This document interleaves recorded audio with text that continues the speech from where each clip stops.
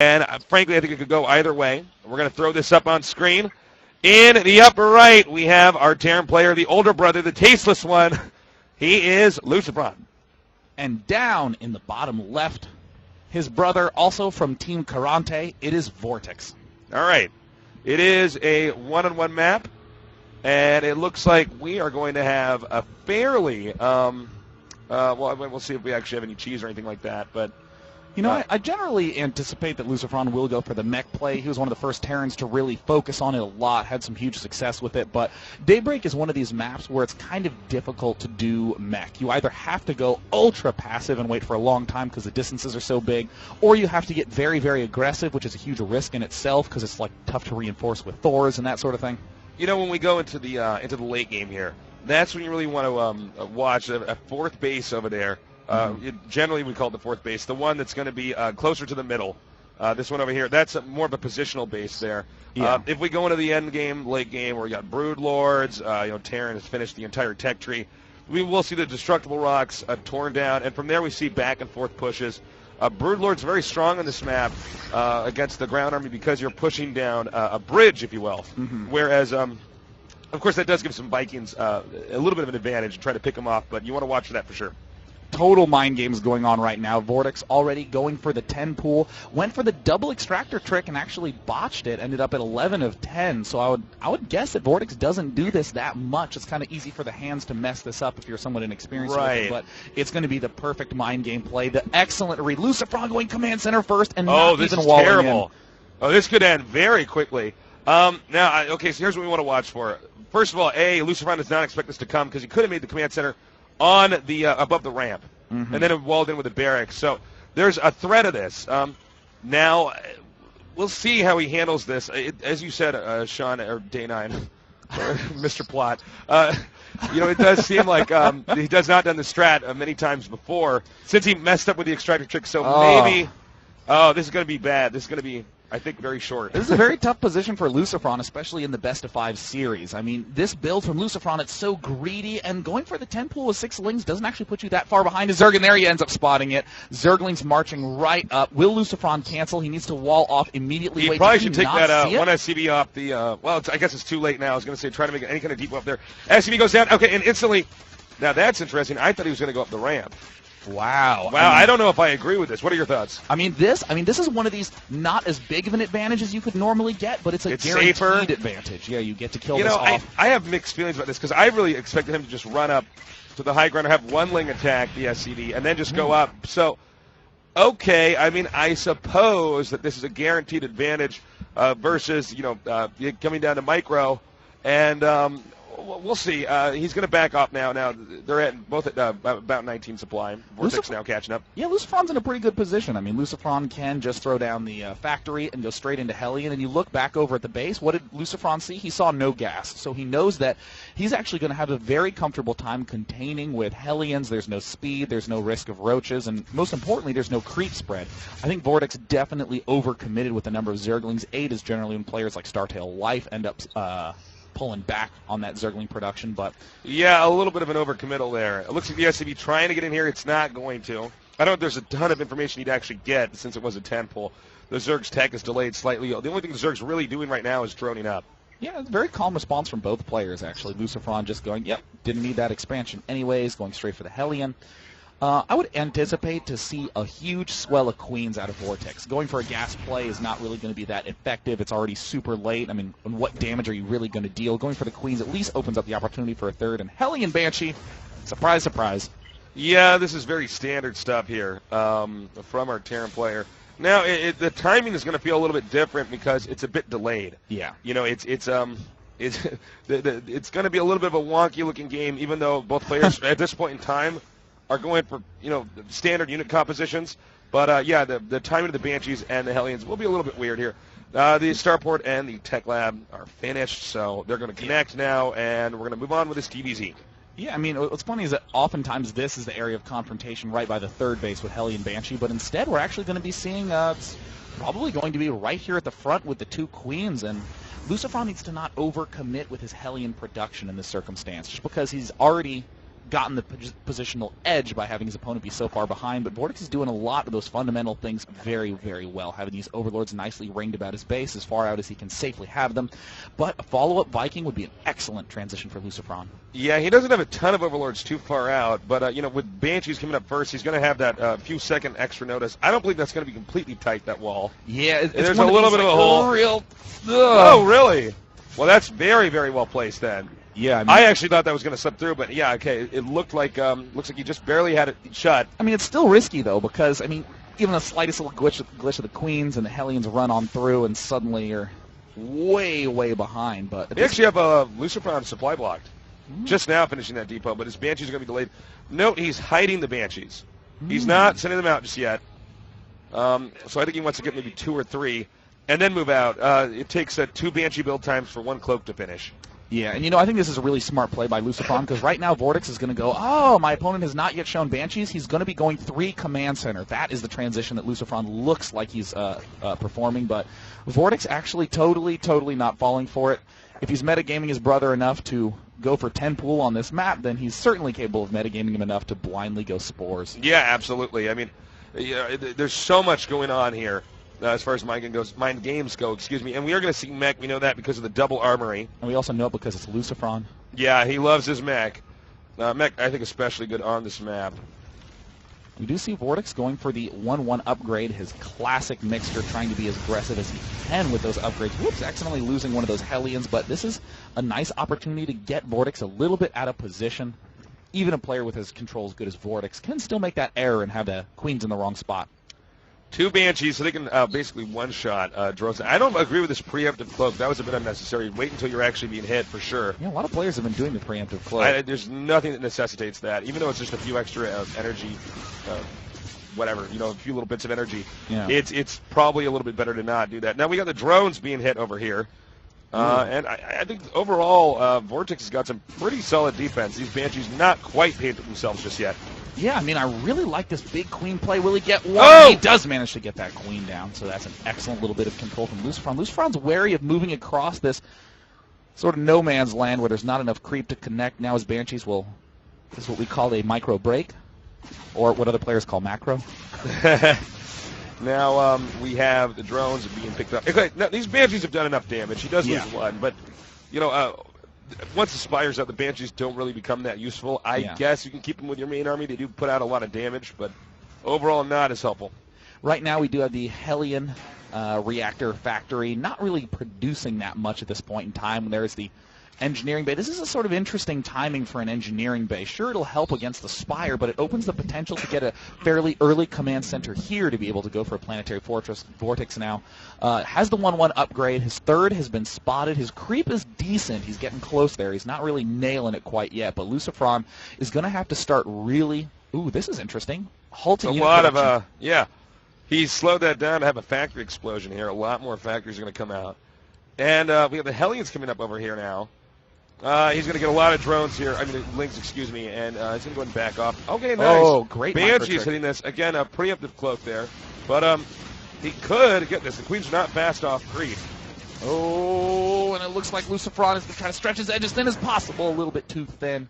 Did not quite pull them back in time. But VortiX still, on a bit of a roll right now. Yeah. What is the drone count and SCV count? Can you check for me? Right now it's at 49 to 61. LucifroN, who actually lost his first command center, doing an excellent job. I know, right? With the amount of workers he's killed off, it's not considerable, but it's enough to have put him in a great lead.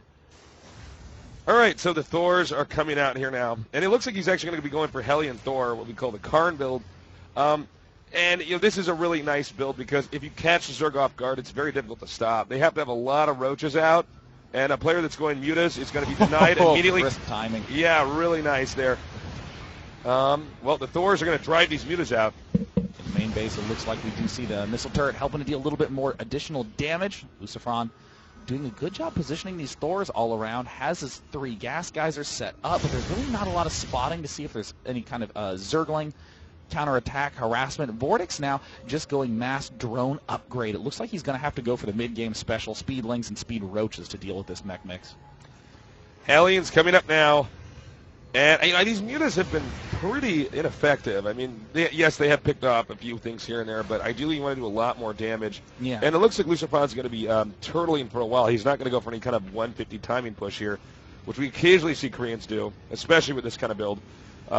Well, as I say that, though, he is moving out now. Oh, he does manage to pick off the back Mutalisk. With that +2 attack, you can pick off Mutalisk a lot more easily. 2 shots instead of 3. VortiX now taking his forward hatch. I don't know how much I like this against a mech player. Sure, it's a little easier to defend in the Hellion harass, but I honestly think that the... Dude, I agree with you 100%. I don't like this at all. I mean, mech is slow. The weakness of mech is its immobility. So what you do is you always expand away from it, and then the burden on the mech players to finally get to the closest expansion. So I feel like VortiX is going to be rewarding him in a way. If he gets the Hive quick enough, gets Broodlords up, I guess it's fine, and then the pit is even more secure. Still kind of a risk to devote too heavily to too early of a hive, because you can't really kill off big masses of mech units in the way that you can kill off big masses of Marines. You can easily do fungals to kill off huge packs of Marines, or banelings to kill off huge packs of them, but mech, you really just need the big damage-dealing units like roaches in mass numbers, or infested Terrans. But this is kind of an interesting choice to get a lot of banelings. Yeah, getting some banelings here. Banelings can occasionally be effective against mech if they're bunched together, especially Thor Hellion. But, you got to be careful because, of course, the Hellions can just melt the banelings. I think one of the best ways to do this is to load them up into Overlords and drop on top of the mech army. Yeah, especially when mutas are out. Yeah, there's really no way to kill off Overlords. Thors are so bad at it. LucifroN going for some harass, and I'm so happy he's not bringing all of his Hellions. A lot of mech players just box all the Hellions and like try 24 to go. Hellions flying around the map. Yeah. Will get surrounded, but not a considerable loss. LucifroN even manages to line up some of those Zerglings, get himself a couple of extra kills. And it looks like LucifroN going to continue to max out here. That is a lot of Thors, man. And from here, he's going to just make siege tanks, and he will probably push once he's secured his 5th or during that, tearing down the middle. And I don't know. I think VortiX might be in trouble. I do think this is a cool transition. We don't actually get to see that much. The Neural Parasite on the Infestors. Wow, Roach speed. That's a late Roach speed. 2-2's now finishing up for LucifroN. Sick Roach speed at 17-minute timing here. So we got the Hellions coming in over here. Wiping out these big tumors. And this is an interesting angle of approach. I guess he will have the high ground advantage. This is probably favorable for Mac. Yeah, it's nice and tight. He doesn't have to worry. The rocks were not torn down in the middle, right? Nope. Okay, that's why he's doing it then. Smartly left those up to be able to reinforce along this path. We see the Mutalisk trying to do a little bit of damage with that forward. Banshee's already done some excellent hits on those queens, bought himself some time. The position is really nice from LucifroN, but he can't exactly start sieging forward. Here we go. LucifroN moving forward. Oh, the Neural Parasite on the Thors. Roach is coming down here. Infested Terrans being spammed out, but the Hellions are going to be doing a lot of damage. Siege mode is up. And, it's hard to say who's going to win this. I see a lot of roaches here, though. Neural Parasite did work on those Thors temporarily, but now he's actually surrounded. Wow. And it does look like he's going to lose this army here and potentially his 4th base. And the Hive is only just now finishing. No Hive tech around the corner. It's going to have to be just roaches to keep him alive, and LucifroN wants exactly that to be the situation. Now Hellions running by. What a great move. No defense here on the backside. This is going to allow time for tanks to reinforce the front. And, oh, my God, Tasteless, he is lining them up. He is kicking ass here. This game got out of control very quickly here. Supplies maybe even, income maybe even, but as far as drone count as well as bases secured, he's going to be in some trouble. Now we have the roaches coming up here though, and there are not a lot of Thors here. Thor's quite good against roaches, even though roaches are sort of counter unique for Thors. They handle him pretty well. It looks like he will just barely actually secure his 4th here. Very nice. Excellent, excellent answer here from VortiX. LucifroN still storming forward with siege tanks and Hellions. I don't think they should keep pushing here. Yep, I think he should actually turn around. He needs to wait till at least 150 food before he pushes. This is going to lose. But I think he might be sacrificing these units to buy enough time for this to turn into a planetary fortress, which is a reasonable play, but he's got to start the freaking planet. Yeah, I don't think it's worth it, though. I mean, if you look at it, he doesn't even know about this base. So, okay, he's coming here now, and it looks like he will just barely wipe out this set of siege tanks. Oh, apparently 3-3 siege tanks are very good against roaches, just ripping those apart. The drone count is looking very low right now. So VortiX is plummeted down to 60 when it was up to close to 85 earlier on, and VortiX is actually not even building any anti-air, now finally getting those extra starports. You can go for Sky Terran at this point in time. Yeah. You just have a secure base here. It's going to work out perfectly because you see the Greater Spire's about to finish. LucifroN is one step ahead. Looking good. Adrenal glands down, Ultralisk Cavern not doing too much yet. VortiX is staying quite resilient. 7 Ultralisks popping out, an excellent answer to that siege tank count. But the man, back end is completely open. More some drones. deja vu here. More drones are going to be melted. And oh man, the fact that he's going to have to keep on making drones while LucifroN is making a sky army, it's going to be pretty ugly. He needs even to do more some drones killed here. No fungal growth available at that point in time. More drones do fall down. LucifroN in an excellent position, starting to just flood with a ton of those Vikings. And I'm glad to see some production structure getting produced by LucifroN because his money is very, very high. Can easily begin spending that on more Hellions to be more aggressive. But I think the Sky Terran transition is the excellent choice. Here's here. what I want to see, because I always get frustrated when I see players do this. After he kills off the Brood Lords, assuming that he gets enough of them out here, well, he's going to be going for Ultra, so I'll get to that in a minute. But looks like we're having an attack here from VortiX. Oh my god, that Ultralisk army. That's so pretty big, scary. So fast, and the tanks are sieged, doing very little damage to these Ultralisk. LucifroN target firing the Infestors and the Roaches at the backside, but it's pretty much going to come down to this Banshee and this small line of tanks at the back to do the damage. And in the meantime, Blue Flame Hellions waltzing right into the natural expansion. He's doing a ton of damage here. Now, there's a planetary, and right now it seems like LucifroN is trying to reinforce. A lot of drones are going to be picked off, though, and that's going to put the drone count right now at 43 to 72, and I don't know if actually this planetary is going to be killed. This is going to be a very close fight in the back. LucifroN making as many tank Viking as he can, but he misestimated. His opponent was not going for the Greater Spire attack. Over devoted, and this is the toughest part about mech, is dealing with that switch transition. We see LucifroN having a disorganization of air units every which way. The bottom right expansion now under a huge threat. I think VortiX may seal this right now. You lose the fourth and the fifth. How's the third doing? His minerals are? Well, they're running quite low. He's been dropping a ton of mules there. This, to this base's benefit, it's been hit so many times it hasn't really been able to be utilized. We have the fifth also for the Zerg here at the upper left side of the map, and it looks like now, I don't know, man, he's stuck with all these Vikings, and they're not useful. Yeah, it's a difficult position to be in. You can't overcommit to air.